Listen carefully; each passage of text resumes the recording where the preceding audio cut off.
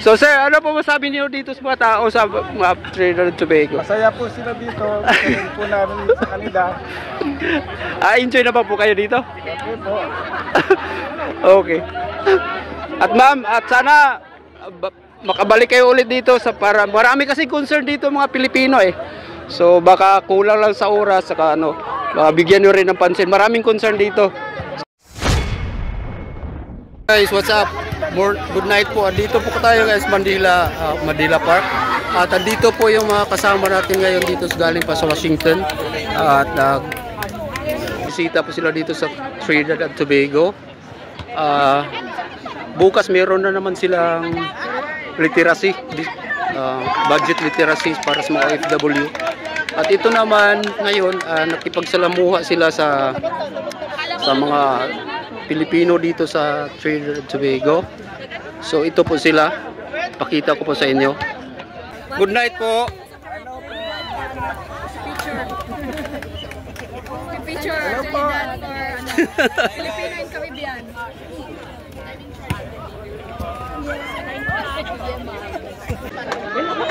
Para ano po yan, sir? Yung husband ko nag-vote and then pag chinek niya yung kung sinong nag-vote niya, blur daw yung Po, you're not supposed to see who you voted for. you're not supposed to see Yeah, it. you're not. Those are just encryptions po. So, those are not the names that you voted. So how do you know if that's the one that came out? So, before you cast your ballot, you get to see. Kaya nga, yun na nga. Pero after that, can you go back to it and look at it? No na po, just like the way we vote in the Philippines, na pag hinulog na po Wala na yun. Wala ka ng control. Okay. Pero kung kapag random audit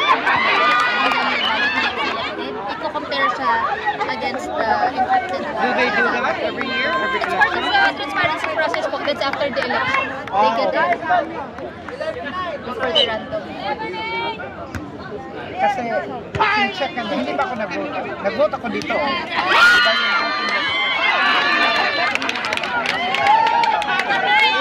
Nag-election sila last Monday. Yeah, I heard that.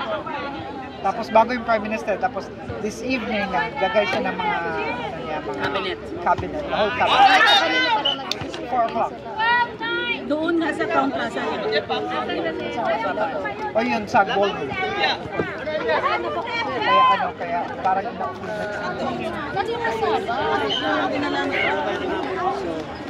yeah, so bukas. Hinahanap ko yun.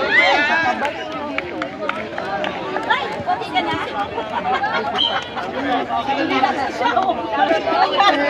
Diba? Kanina hindi ako mag-stress.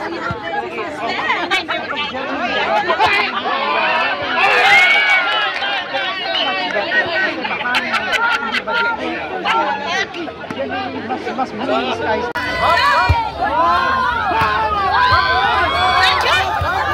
Ayan pa si Tima.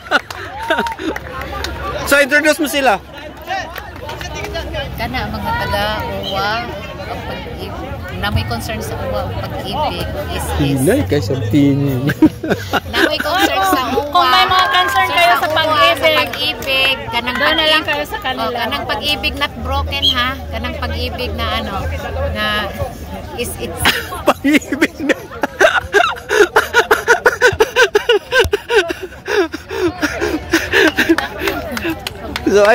So ayan po yung mga buti nating officials ito sa Pilipinas, sa Washington. Dito po sila ngayon sa Caribbean, sa Trinidad and Tobago para mag-assist sa mga Filipino dito sa mga problema at saka tawag dito sa passporting natin, sa ano-ano pa mga concern ng mga Filipino. At dito po sila.